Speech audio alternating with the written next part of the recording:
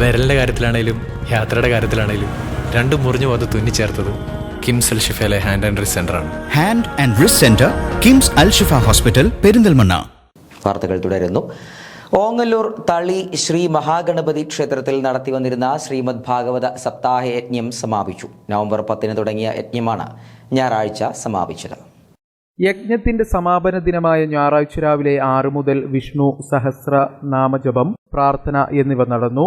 തുടർന്ന് സ്വർഗാരോഹണം, കൽക്കി അവതാരം തുടങ്ങിയവയിൽ പാരായണം നടന്നു. ബ്രഹ്മശ്രീ ഭഗവത ഗായകരത്നം കിഴക്കേടം ഹരിനാരായണൻ നമ്പൂതിരിയാണ് യജ്ഞാചാര്യൻ. തുടർന്ന് ഉച്ചയോടെ യജ്ഞസമർപ്പണവും നടന്നു. നിരവധി ഭക്തർ യജ്ഞത്തിൽ പങ്കെടുത്തു. ഈ മാസം 10 തുടങ്ങിയ ശ്രീമദ് ഭഗവത സപ്താഹ യജ്ഞത്തിനാണ് ഞായറാഴ്ച സമാപനം കുറിച്ചത്.